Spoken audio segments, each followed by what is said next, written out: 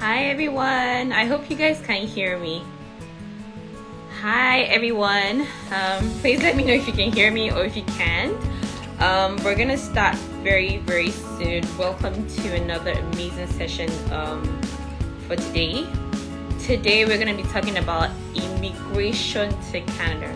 A lot of people have been like sending me DMs, emails about immigration to Canada, and honestly, like, it's not that I don't want like help out, but it's just that I immigrated to Canada like 2017, and if there's anything I know about Canada is that things get updated like every year, every month. Like the information is like updated like regularly. So I just didn't want to give you guys wrong information. So that's why I kept on saying, hold on. I'm gonna have a live session, and then I'm gonna have someone who has more of an up-to-date information to give you guys today. And so that brings me to the next thing I wanted to say. We have today with us Miss Tobi of Canadian Tobi. You guys, like, I'm on her page like regularly. She's clearly passionate about immigration to Canada, and I just love people who are passionate about helping other people. So I'm just going to invite her. Let me see. I'm not very techy, so you guys just bear with me. Okay, I think so. I'm not very techy, so you guys just bear with me with how this works. I just sent her an invite. Hi. Hey, good morning. Hi. Good Good afternoon, morning. actually. Actually, it's good afternoon, Bob. Good evening in some parts of the world. We'll take Good it. Good evening to morning in some parts everybody of the world. watching in a different time zone. Good morning, afternoon, Yeah, evening. I'm very exactly. excited Yeah. to be here. I'm Hi. happy. Like, I was just telling them that I'm so excited to have you because I'm like on your page, like I'm watching how you like dish out information. Sometimes I'm like, wow, like Canada has really changed. Like there's so many things that have changed in terms of like immigration to Canada. Right. And I was like, yeah, I need her to come on this session to come speak. So I'm excited. I'm sure everybody else is excited. So let's just dive right into it. I'm All excited. right. Hi, everybody. So Thank you for coming. perfect. So, let's just start with like a brief introduction. Like, just tell us about, who is Tobi? Like, what is it what is this that we need to know about Tobi? What do you do? Who's Tobi? Just take it up. Okay. Well, my name is Toby, obviously, like she said. And I am Canadian Toes on Instagram because I came to Canada and I'm like, you know what? I used to have a different handle. I can't remember what it was now anymore. But Okay. I'm now in Canada. I'm gonna immerse myself in the Canadian lifestyle. I'm gonna learn everything I can learn about being Canadian while still being African. And Mm-hmm. so Canadian Talks came about, and I wanted to help people because like before I moved to Canada, I was very active in like immigration boards, dishing Oh, out advice, helping people. I still okay. get emails to today ask from people from like way back in 2018 asking me questions and stuff. Yeah. And I was Tobes because Tobes is like my nickname. And so Okay. when I moved to Instagram and I became more active on Instagram, I wanted people to be able to find me easily. So, but Tobes was already taken. Unfortunately, Ooh. Canadian Talks was, was the next best thing. And I just kind of used my platform to share about immigration and not just about like the process of immigrating, but Mm-hmm. even just like being an immigrant, like Mm-hmm. being a young, beautiful, if I can say so myself. Okay, girl. Yes, you are. But Yeah, just humble brag there. Being a young immigrant that's just navigating life in a different world. And okay. I'm single. Well, I was single at the time, and I'm still single now. That's a Ah, conversation Toby, for another why? day. You're a pretty girl, but okay, we digress. Continue, Yeah, so continue. I wanted to share the day-to-day life of what looks like, and Mm-hmm. yeah, that's how my page was like born. So Yeah, perfect. Thank you very much once again for coming to do this. Like I was telling them before you came on, I was saying that one of the reasons why I love your page so much is that you're clearly like passionate about trying to help other people. And I know that people in the world who feel that, okay, once you've made it, okay, let's shut the door to others. I'm not right, that type of person. no, So it's no, just nice to see another person who's willing to help other people like come up as well, So that's just amazing. So thank I you. guess what leads me to the next question is why did you make the decision to immigrate to Canada? What Uh, informed your choice? oh, that's a very good question. So I hope everyone can hear me loud and clear. I'm assuming you can all hear me. So if you have I any, can. I'll do Yeah, I just can a hear bit. you. Yes, true. Hi, Tani. Well, the thing is, like, I've always wanted to move to a different country. Like, I've always wanted to move to North America specifically. Mm, I okay. grew up thinking USA was the best country in the world, and I wanted to live there, right? Okay. So I tried from like when I was in university to go Okay. abroad. My dad kept promising me that if I had the best results in primary school, I would go to secondary school. If I had the best results, I'm sure a lot of you African parents, can they relate. promise everybody, but okay. So it was like, if you have this number of A's in secondary school, we'll send you abroad for your university. And I Aww. tried. Obviously, I couldn't get all A's because I'm not that smart. But I think I got like 3 or 4 A's. And I think I Yeah. got just 3 A's and like a lot of B's and, just a few C's. I was very happy. And I'm like, yes, I got the result. And they're like, Yeah. well, abroad is not really in question right now. For your master's, we will do that. So they kept moving the goalposts. And then when it was time for my master's, actually, this one wasn't their fault because all the schools, like, I was very short sighted. I only wanted to go to Okay. Texas University. Okay. So I applied to like 3 schools in Texas, and none of them, Wow. none of them Aww. accepted me. So I went to a great program in Nigeria to do my master's. To be honest, it was not Okay. like it was very expensive. All our instructors came from like France and the Okay. US and everything. So it was a great program. Okay. It's called Institute of Petroleum Studies. Oh, nice. Shout out to them. So Yay. I didn't get to do my master's abroad. I had to do it in Nigeria. They brought Okay. the abroad masters to me in Nigeria. um, Honestly, like you made the best out of the situation, so that's good. exactly, and it was a Yeah. scholarship, and Yeah. it was great because like I Mhm. have no regrets. I learned. I was among the smartest brains in my industry, in my Okay. so it made me smarter for sure, and I'm very blessed to have the opportunity. But I didn't get to go abroad. That's my story, right? Like I still Yeah. didn't go abroad. But Yeah. I would go on vacations and stuff, and I was like, I need to like experience doing something different. I don't want to be, Mhm. and I'm kind of adventurous in that way. Like I want to try new things. Like Mhm. it's difficult, it's risky, but it's like you only live once, right? You're only young Yeah. once, so just go for Mhm. it. Mhm. So that kind of helped. And then I went on a vacation. It's a funny story. I don't think I've ever shared this before, but I went on a vacation like in 2018 with a guy that I liked at the time. And Okay. like we thought that, oh, this was gonna be something, but it Mhm. didn't turn out to be that. And I needed a project to Okay. invest myself in. And I'm the kind of person that like heartbreaks, financial, whatever, like it just drives me. It makes me want to Mhm. like do something so I Do don't think more. about it. Yeah. Exactly. So I didn't want to think about how I was feeling emotionally. So I needed a Yeah. project. And my friends had been telling me about Canada immigration, Canada immigration. So I literally just immersed myself in it. I read everything there was on the internet about it. I could Wow. write a book about the Wow. I was an encyclopedia for like immigration at the time. I wrote my Yeah. IELTS. I literally decided one day and I did everything within like 3, 4 weeks. The good thing though Wow. was I got my West done a couple months before Okay. because again I Okay. was also not like I was struggling in a bit financially. So anytime I Okay. would get like a bonus at work Yeah. or like an extra money or I would Okay. get my ad job, I would Yeah. put it towards like a project. So when I Okay. got a bonus, I put it towards my West. When Yeah. I got something, I put it towards my transcript. Like Yeah. so that I wouldn't spend the money. That's the kind of Yeah. that's how my Right. brain works. It's like put it Yeah. to something so you can't see the Mhm. money, right? And that's how a Mhm. job works really well for me. Yeah. Yeah. So, long story short, I immersed myself in the project of immigration because I didn't want to think about like You're relationships and all of heartbreaking. that. Yeah. When I passed my IELTS and I got my medicals done and everything, I was like, this is it. Like I'm ready, right? And I Yeah. applied in June of 2018. Okay. Sorry, July. I submitted my application in July because I had to sort out proof of funds for like Yes. 2, 3 weeks. Oh yeah. Oh, I that's a was huge ready, oh, thing. but money was not ready. I'm telling you, that's a huge thing. But okay. So, and then I applied in July 2018. I got my permanent residency in January 2019, and here I am now. So that's my story. Yay! Yay! Like I'm so happy that you went into details about your story because there's so many things that I could pick at there or I could pick from that story. Just the fact that, and this is what I always tell people, like if you're gonna work at immigration to Canada, you just have to see it as a long term, not a long term project, maybe like a middle term Yeah, project you type have to of see that as thing, a right? project.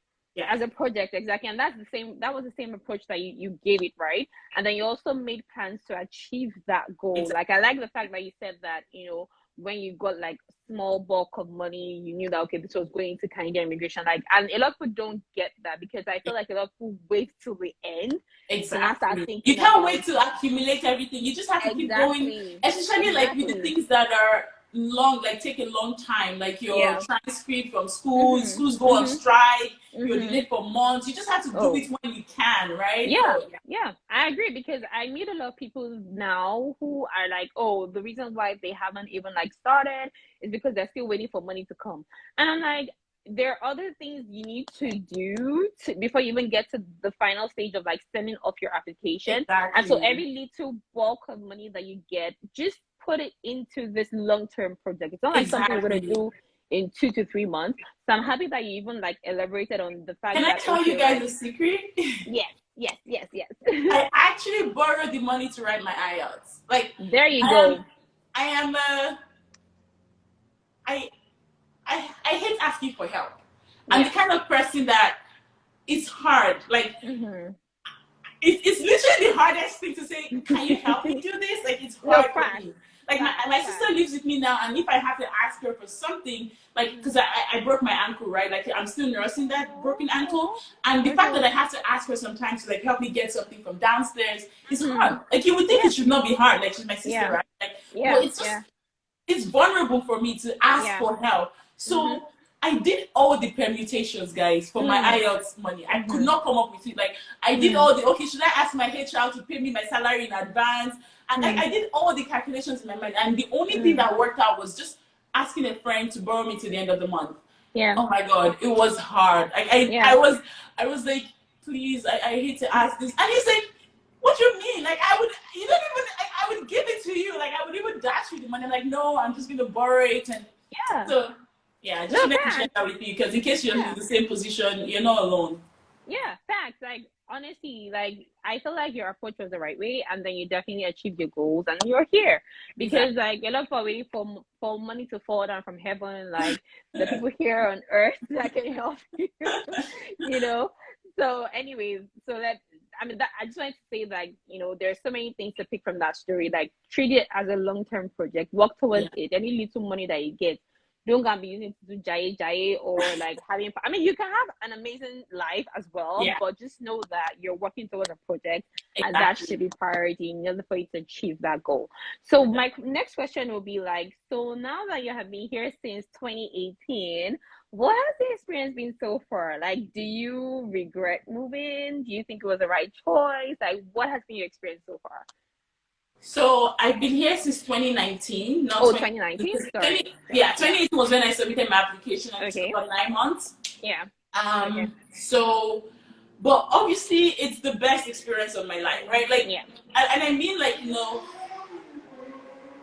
sorry, there was some background noise. So It's when you see okay. me pause like that, I'm just waiting for the cars because there's like I live in an environment where there's like young people that just feel like they have Okay. to try to prove something with their The driving. bike. So it's crazy. Okay. Anyways, I feel like it's the best experience of my life overall, right? Okay. Like I glory be to God, I've always had good experiences with most Yeah. things, but the Yeah. sum of the good experiences I've had in 3 years kind Mm-hmm. of is bigger than all the other experiences I've had Like in the yeah. 20 plus years, right? Like, Yeah. Yeah. so I have no regrets. I'm grateful. I Mm. feel like it took me a while to get to where I'm at right now. Like when I Yeah. first landed, I had to Mm-hmm. struggle a bit and I had Mm-hmm. to, do things that other people would look down on. Like, why are you Yeah. so excited working as a Mm-hmm. barista in a coffee Mm-hmm. shop? Like, why? Mm-hmm. Because I was so excited to wear the apron every day. And they're like, you have a master's degree, are you okay, but like it was and I took everything as an experience, and I feel Yeah. like that's why it's different for everybody. And I feel Mm-hmm. like, but the mindset that gets us to enjoy the move we made is to see Mm-hmm. that as a new experience. So Yeah. what I mean by that is, you might have a good job back home. I had a great Mm-hmm. job. I was working in an Mm-hmm. oil and gas company. I was Mm-hmm. young and dreaming, right? Like Mm-hmm. I was planning to buy a car, buy a house in this number of years. This is this. And then I came here and I had no job, no Mm-hmm. money, and had to start from scratch. But I was excited because I knew that it wasn't going to be my life forever. Like selling coffee wasn't my career. It was just a stopgap. And I was embracing the experience because I knew that I would have a story to tell later on about that experience. So I think that just looking at it from that lens, like, okay, everything's an experience. Even when I don't have a job, it's a vacation for me. It's a break. I can get to, you know, do stuff that I did not do for 10 years because I was on the grind and working. The next 2-3 months, I can actually chill and try to find a job. Like, looking at it from that perspective helps a lot. But if you're looking at it from like, oh, now I'm a failure, I don't have the same managerial title I used to have when I was in Nigeria, then you're just going to get frustrated. So for me, to answer your question, it's been amazing. I wouldn't change it for anything. Yeah, and I'm so happy that you know, spoke about the mindset. Like, you know, I feel like your mindset has a major role to play in whatever experience that you're having in life. Exactly. And I'm happy that you talked about that because, again, like, you know, you had all these amazing degrees and you're working at a coffee shop, you know, but you saw it as a stepping stone to something greater.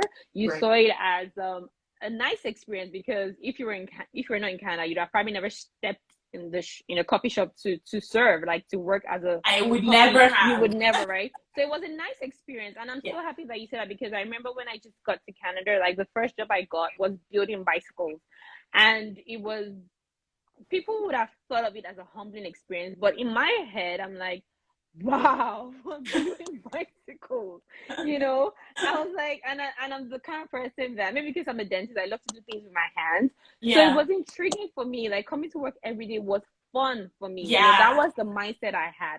Because again, you meet people who have the mindset of, oh my God, I'm doing a very shameful job. Hello, there are people in Canada who make a life out of these jobs that you're looking down on, right? And they're doing well for themselves, and you know, they're proud of the jobs they do. So I'm happy that you said that your mindset matters. And before you come to Canada, you have to start preparing your mindset. Like, these are things you're going to go through.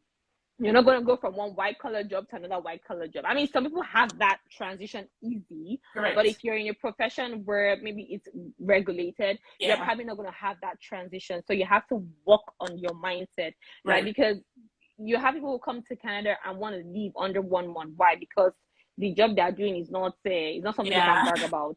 Hello, you don't have to tell people what you're doing in Canada.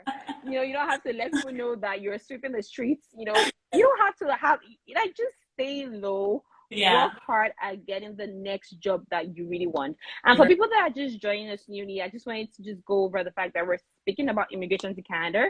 We have Canadian Tobes here to come and, you know, give us all the information that we need in order to, like, walk towards our goal of immigrating to Canada. Okay, so that just brings me to my next question. So let's just dive right into Canadian immigration. So if you can you just, like, briefly go over, maybe not briefly because I want all the details, okay? Just give us, like, a step-to-step process on how to, you know, work on, you know, getting yourself to Canada, like immigrating to Canada. Like, if you just give us, like, a step-to-step process that people can go by, maybe people that want to do it by themselves, or people that want to get professional help, just so at least you know what should be done and you know if your professional help is doing the right thing or not. You know what I mean? So if you just go over that with us, that would be great. Sure. So for Canada immigration, I'm sure a lot of you have heard of express entry, but express entry is basically just a tool. It's not the actual program. The program is called, like, the programs that use express entry are called skilled worker programs. And you can have, like, federal skilled worker, you can have Canadian experience class, and you can have, like, federal skilled worker inland. Like, basically, you have to be skilled to use the express entry program, so or to the express entry process. So a lot of people just, like, ask me, oh, how can I apply for express entry? Well, you're not applying for express entry, you're using express, because as the name implies, it's express entry. You're using express entry as a process or as a tool to immigrate to Canada as a skilled worker, right? So you still have to be eligible as a skilled worker to use express entry. So basically, that's one of the routes. It's the most common one. It's the one that, like, a lot of people qualify for. So I'll spend more time talking about that one. And basically, as a what does it mean to be a federal skilled worker? It means that, like, you can work in any province in Canada. It's a federal program all provinces are on board, including Quebec, even though there's like a misconception that you can't live in Quebec when you do federal skilled workers. You can live in Quebec. So it's a federal program. Basically, what you're looking for, it's like 5 criteria. It's education, it's your work experience, it's your age, it's your finances, and basically like medical stuff too, like making sure you're healthy and stuff. Even though you're not in the top form of health, Canada doesn't discriminate, so long as it's not something that would drain the economy past a certain threshold, which is probably like 25 or 35 grand a year. If the disease or the illness you have is not more than that, then they're happy to help you. But like when it's higher than that, then that's when they were like, we're not sure, So don't rule yourself out because you have maybe like an illness. Like even if you have HIV or some things like that, they're okay with that because the medication is not too expensive for treating that. Anyways, I always digress. So I'm going to go back to what I was talking about, federal skilled workers. So what are skilled workers in the terms of Canadian dictionary? Is for like people that already have like an education. They have a degree in something, right? Like you went to school, you went to higher institution for something. So you are an accountant, you're a doctor, you're a lawyer, you're a pharmacist, you're an engineer, you're a mass communicator, you're a PR person, you HR, banker, all of the above, right? You have a degree, you can back it up from a recognized institution, and that's where like World Education Service and all the other education credential assessment organizations come in, because what they essentially do is assess your education and say, yes, it matches to what Canada expects somebody that says they have this degree to have. So basically, the programs wants to know that you have that. If you say you have the degree, you have to be able to back it up to say you're a skilled worker. And once you can prove that, then you are eligible to apply. And basically, there's some eligibility factors, like as an eligibility assessment that you have to do. Once you score 69 out of 100, it's very easy to pass it once you have a degree. Like I said, once you have an education, once you have a degree, once you have work experience, once you can speak English. Oh, I forgot. Language was the other one I forgot. Not medical. Not health. It was language. Once you can, speak either of the 2 languages, English or French, or both, which is better. And you have all of that, then you probably will get over 69, like 70, but 69 is like the basic one, like basic. Okay, I can basically speak English. My English is not that good, but I can speak it, right? And I have a degree. I can afford my proof of funds. You will get 69. So once you have 69, you're eligible. Now, the fact that you have 69 doesn't mean you're going to get an invitation to apply. The fact that you have 69 out of 100 for the federal skilled workers means that you are eligible to apply or not to apply, but to create a profile. Sorry, that's what I meant. You're eligible to create an express entry profile because you have the 69 score, right? Or is it 67? Thank you for correcting me. 67. It's been 3 years now, so it's okay. 14, but it's 60 something, so it's 67 or 69. But you're probably right because you're probably in the process. So once you have that score, you can create a profile. And then what does creating a profile mean? So look at it this way: you are one of millions of people that want to do the same thing you want to do, which is Jackpot, as we say in Nigeria, right? Which is to leave, which is to go to a different country, which is to, assimilate into a different environment.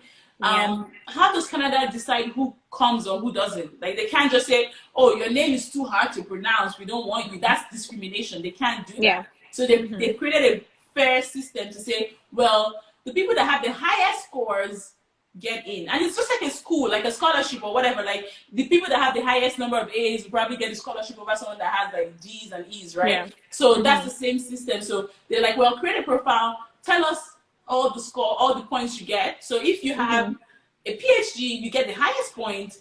But if you have a master's, okay, you get the next highest point. If you have a bachelor's, you get the next. So it's like a point system, right? Like it's graded. And then based on all the factors and all the scores that you have, if you can speak very good English, you can write it, you can speak, you can listen, and you can read, and you get 9 or, all of the above, A in everything, then you get the highest point compared to someone that, their English is poor. So it's based on like the best of the best, right? Yeah, yeah. So all of that factors into your profile and it generates a score for you based on, and it's not random. I know some people say, I don't know how the score, it's not, you literally can see the factors that gives Yeah, you the score. Like, the I think I scores, have a yeah. post on my page where I told you what like you would get if you know, were to have this score in your Mm-hmm. IELTS. This is how many points you would get. It's over maybe 600, I think, or something Okay. like that, or 800 again. The exact details has skipped my mind, but it's Yeah. over 800 or something like that. So you can tell how much you can get from just simulating it by yourself. I knew Okay. before I even applied and submitted my profile what I was going to get if I scored Okay. certain things. And Okay. then once you have your score, then you go in a pool of other Okay. candidates, the millions of people that want the same thing, Yeah. and they draw the people that have the highest score first, right? So they say, Yeah. okay, Yeah. well, we're gonna draw 3,000 people this week.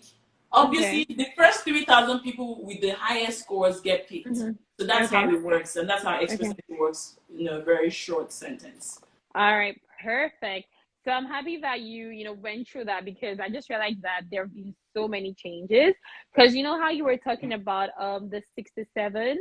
Um I remember during my time it was a three figure. Like it was like we had a CRS tool that you would use and The then CRS is a different one. So the CRS is okay, the one from the profile. When you create your okay, profile, that score you get is yeah, CRS. That's the 400 and something, 500 and something. But the okay. 67, a lot of people don't know about the 67 because they Yeah, just go I've straight never to the heard of it. CRS Yeah. because they're eligible. But you cannot get a CRS score if you're not eligible already. So Okay. that Okay. 67 is like for most people that already have like a master's, they're young, they're already past 67, they probably have like Okay. 75. So they never really need Okay. to go look into that. But for someone that doesn't Oh. have a higher education, maybe you have OND or maybe like a senior secondary diploma, right? Okay. You Mm-hmm. need to have 67. So that's when you have to do Okay. all the permutation to make sure you get Okay. 67. But for the average person that is like the poster child for express entry, they don't Yeah. really know about 67 and the Mm-hmm. federal express entry, the federal Yeah. skilled workers eligibility because LGBT. by Yeah. default you're eligible because Yeah. of your Your criteria. profile. Okay. Okay. Got it. So I know that you mentioned that there were other like programs available to immigrate to Canada. You don't have to like go into all the details because honestly, I just wanted us to keep it to federal skilled worker program. If we have to bring you back, we'll bring you back, but we just have like a limited time, so I'm trying to keep it short and as detailed as we can. So I know you mentioned that the express entry is just for the federal skilled worker program. So if you just like maybe detail, like say like a detail of okay, you know what, there's this program also available, there's this other program available. Because the thing is, now that you're talking about eligibility, if people are not eligible for the federal skilled worker program, what other programs can they use to also get into the whole for them to also get to Canada? You know what I mean? Because I know that some people use this provincial nomination thing. Right. I don't really know much about the program to be quite honest, but if you could just like speak on or mention other programs are also available to immigrate to Canada as well, and then people can do their research, and if you have to bring you back, we'll bring you back. Sure. I just want to, if you have questions, I've seen a few questions, just put it in the question mark Box, sign. yeah, yeah, That's a question and answer box so we can get to yeah, your questions after. But I just want to yeah. clarify that Express Entry is not just for federal skilled workers. There are three programs Okay, that use Express Entry. Like I said before, Express Entry is like a tool. It's the okay, tool, it's not the program itself. The okay, programs are the federal skilled worker, federal skilled trades, and okay, Canadian experience class, right? So okay, if you're a skilled trade person, and by skilled okay, trade it means that you actually went to school for that trade, not just something you picked up by the roadside and you okay, learned something. You have to have some sort of education to back up like you're a skilled okay. trade person. You Mm-hmm, have to have mm-hmm, finished the program, you have to have the work experience. Canada also wants that. Like people assume that you have to have a university degree to come to Canada. mm-hmm, It's not true. You can mm-hmm. also have a trades degree. You can go to a polytechnic and get like a degree in a trade or something, or a Okay, trade school, and mm-hmm, then you can be eligible. There's certain trades mm-hmm. that they always want. So Yeah, that's another platform. And then the other one is Canadian Experience Class, which is basically you move to Canada as a student or mm-hmm. as work permits, like your job transfers you to Canada. So for instance, you're Yeah, working for Shell in Nigeria and Shell in Nigeria transfers you to Shell in Canada yeah, on the work permit. You're not a PR yet, but you have a work permit. After working in Canada for 1 year, you can apply as a Canadian experience class person, because Okay. experience class means you have Canadian experience, right? So Oh, okay. that's the just 1 year, right? So those are the Yeah. 3 programs that Express Entry manages, right? Okay. So Okay. now provincial nomination is another tool or another Okay. program that Okay. is possible for people that have a specific skill set that the Okay. province is looking for. Mhm. So a couple months ago, or maybe last year, Ontario was really looking for French-speaking people. So Okay. French-speaking software developers, French-speaking engineers, and specific occupations like that. Yeah. So they had the provincial nomination for Ontario. So French, if you could speak French very well and you had proof Mhm. that you could speak French and you Mhm. understand French and you're a software engineer, they were going to give like a provincial nomination to people like that. Okay. Some Okay. provinces need different things. Some provinces may need nurses. Some may Yeah. need teachers, right? Mm. So they'll go about looking for those specific occupations, and Mhm. what they do is they nominate. So the way Canada works is that apart from the federal program, which is like Yeah. open to everybody, anybody can apply from anywhere in the world, the provinces also get extra benefit that, okay, well, if you nominate somebody from your province, it means that they come to your province, they live there, they pay taxes there, you nominate them, you get an extra 600 points to give Okay. to them for the federal skilled worker program, right? Okay. So Mhm. basically, imagine me, I have 500 points by myself, Yeah. Yeah. and then a province, and you have 300 points, Yeah. but you are eligible for provincial nomination. The province gives you 600 points. So Mm. now you have 600 plus 300, which is 900, 900. and I Yeah. have 500. If Yeah. for any reason Canada is only looking for people that have 520 and above, in Mm. that draw, Yeah. who gets picked? You get picked. Even if by Yeah. yourself you only had 300, but because you Yeah. have the extra 600 now, you have above all the rest of us, right? So that's Yeah. how it Yeah. works. So Okay. I always tell people provincial nomination is a game on its own. You have to be on their Yeah. website, you have to sign Mhm. up for alerts so that you Mhm. know when they make an announcement that there's going to be a nomination, this is what they are looking for. Because there are so many people looking for the same thing. So you have to be the Mm. first to know what's happening, right? So you Yeah. keep track. Some people even pay others, I don't know if it's legit or whatever, to keep track for them and let them know when Mm. the province is starting something. Mm. I've heard of that, but I've never done it before. I'm not saying you should go and do that, but like it's what I've Mhm. heard, right? So Mm. like that's another platform to go through the whole federal Mm. skilled workers program, because once you get the nomination from the province that likes you, Yeah. they give you those extra points. It adds to your points. You can apply as a Mm. federal skilled worker. You can get the immigration, but then you have to go to the province, obviously, because the province is the one that vouched for you to come into Canada. Into That's one Canada. of the other ways people do it. Then there's the Atlantic Immigration Program, where it's like you invest in Canada. So you're from a family Mm. that has money. Okay. Don't stress yourself trying to do the whole the whole thing that some of us that grew up poor Yeah, had big to boy and do. big girl. Just drop You don't it. have to Drop it. hustle too much. You can just ask daddy to give you $1 million or something. Probably not even Yeah. as much. Maybe like Yeah. I think it's $250,000. Just ask Oh daddy wow. to give you $250,000, and you can buy yourself a PR. And then Yeah. there's other ones too for like geniuses or people that start up like companies like that are Okay. profitable. So you Okay. have an idea, you start up a company in Nigeria, it's great. You can apply to Canada as like forgotten what they call that stream, but it's basically for like new startups, new Okay. inventors. They want you to bring Okay. your business to Canada, and obviously Okay. they're trying to get young people to grow businesses in Canada.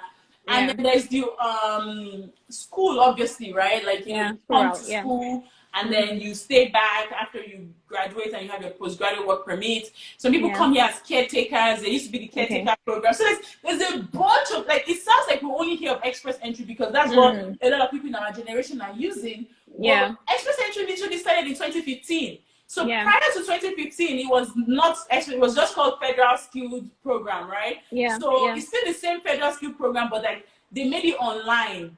So Mm. before 2015 was paper based, it was Mhm. this. They Mhm. just made it Mhm. online, and they said, well, it's express now because the Yeah. computer does everything for you. If you're eligible, Mm. you know expressly, you know immediately, right? Yeah. Yeah. Um, so those are some of the programs, and then Okay. I feel like if people have more questions about this, they can ask me questions. Yeah. But we're not going into too deep into all the programs because Yeah.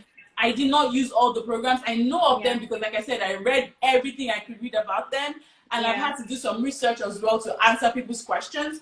Yeah. But and B, it's not really the most the two most common ones are the federal skilled work. Well, Hmm. the let me use express entry as a bracket for those three Yeah. now. The two most Yeah. common ones are express entry and Mm-hmm. schooling these days, Yeah. right? So, Yeah. Yeah. Yeah. And the reason why I actually asked that was because, now that I'm meeting more people from other races and other cultures, I'm beginning to realize that they have other programs that are more popular to them.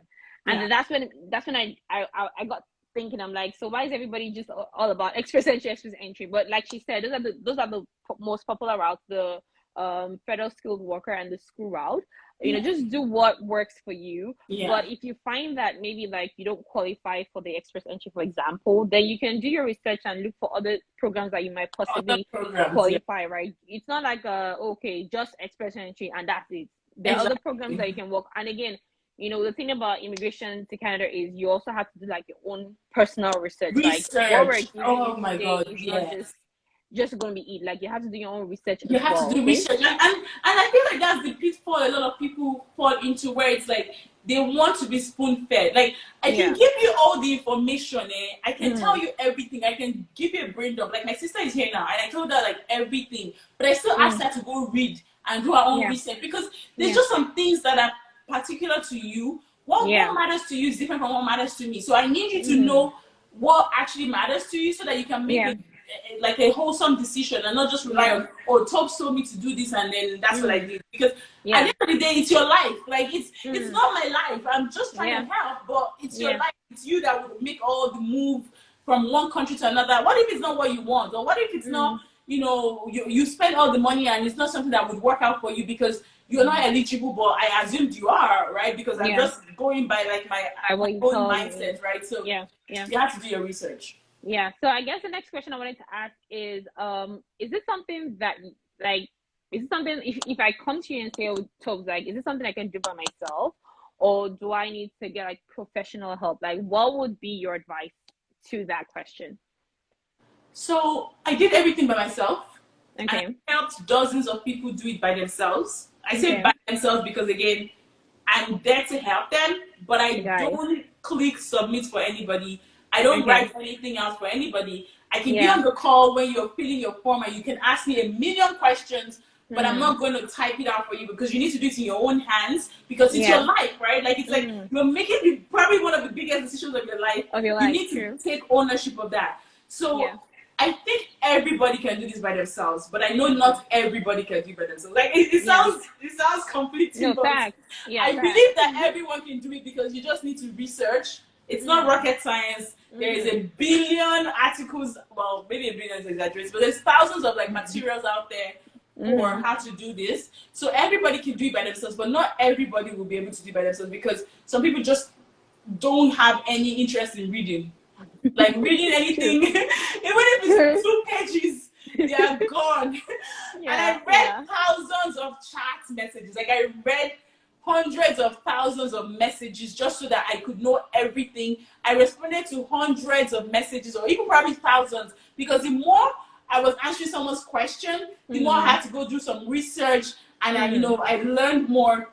Some Mm. people, not everyone is like that. Some people is like, Yeah. please don't ask me to read at all. Yeah. So Yeah. for people like that, probably pay a professional Yeah. Yeah. because like if you don't trust yourself to be able to do the research you need, then pay Mm. somebody, outsource it, right? It's just like Yeah. I don't like cleaning baseboards Yeah. and like the fan in the bathroom and Yeah. the oven. So I just pay someone to do it because it's just like Yeah. I can't.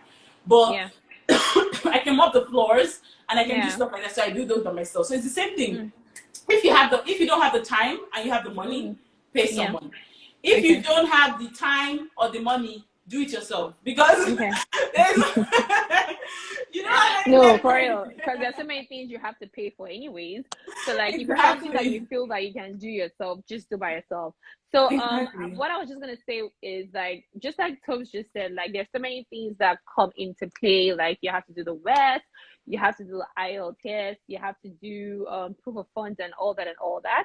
Those these are things you can do yourself. And I Yeah. know during my time when I was in my own immigration process, there were like support groups. Like they're usually like WhatsApp groups. They're usually groups that you can find on the internet. Yeah. Where you can the things where you can just search online. Like Immigration Canada is so like popular now that you can actually just Google like questions online and you will find answers, like shred of answers. So these are things you can do yourself. Exactly. You can always like reach out to people that have more information about it. Like if you don't really have that much money to spend, it's something you can sit down and do yourself. Exactly. And then just to like recap for those that just joined us, we're talking about immigration to Canada. Tobi has already given us so much information. And then I would just like to say that the first, like, if you want to start your immigration process, the first thing is to do your research. Do your research. Find out what program you qualify for. Find out what are the requirements for that program. For example, if you're doing the express entry for the federal skilled worker, the requirements you need, like Tobi mentioned, you need to do your language test. You need to have your transcript evaluated. You need to start building your profile for the proof of funds and so many other things that are involved, right? And so once you have all those missing pieces, I would say try and work on the requirements first. Once you get your requirements, then you're ready to set up your profile on express entry. So just work on those things first. And that's why I find it funny when people are saying, oh, I want to wait until my proof of funds is complete before I start. No, you're setting yourself up for failure. Start. There's so many things like setting up your profile. I remember then when I did mine, people were like, people used to help me with setting up my profile, because they'll tell you this is how you have to set up the profile. You have to write this. You have to don't write this. Don't write that. This is how your documents. A lot of drama, but we thank God that we listen to them and we're here today. So honestly, like work on those requirements first, okay?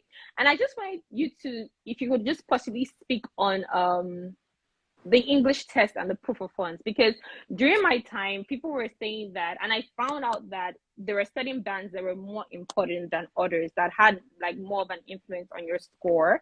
And then also people have questions about proof of funds.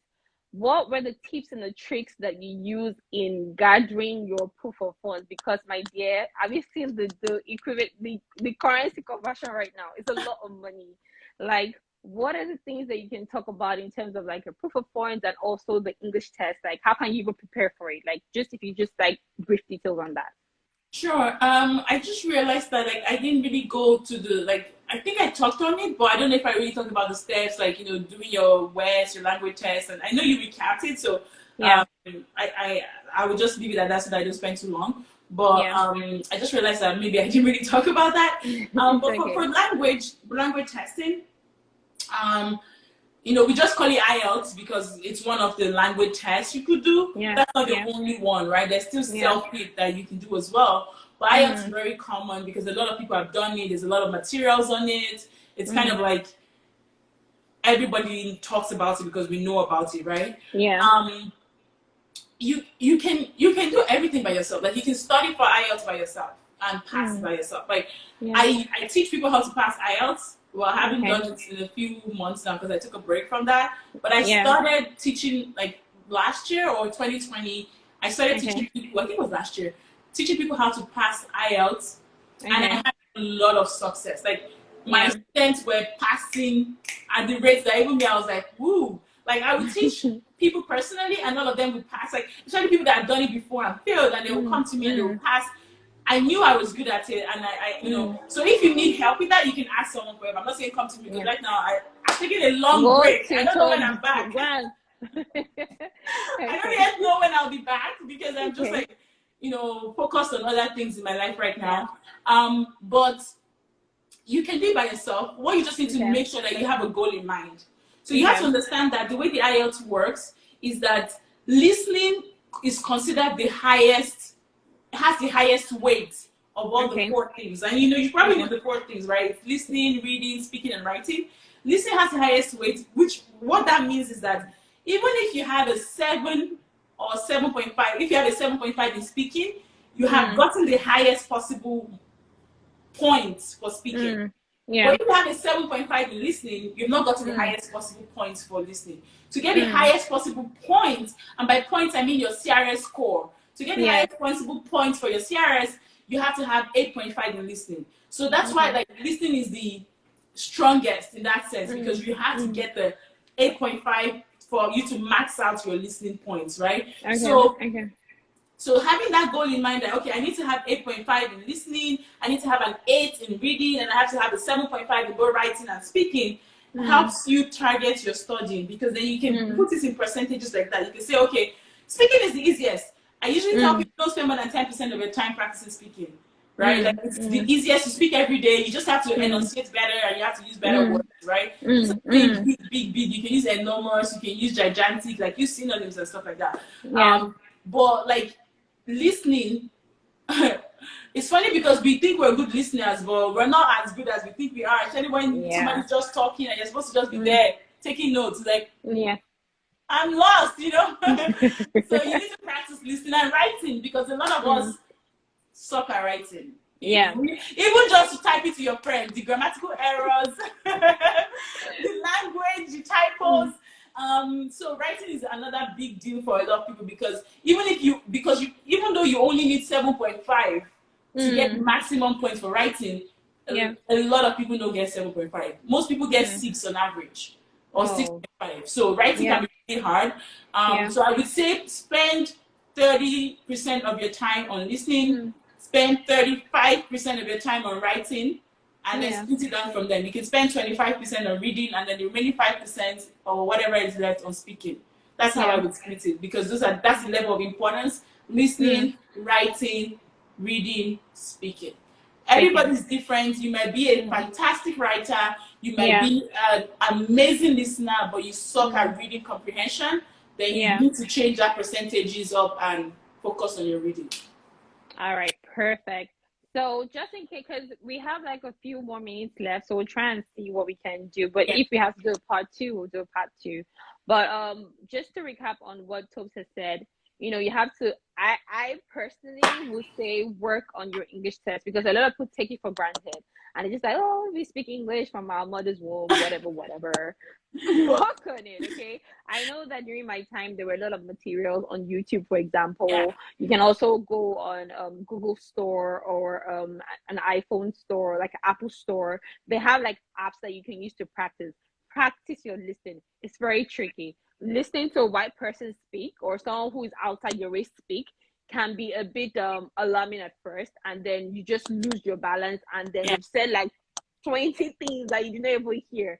So please practice, and I'm happy that you spoke about the bands that are important.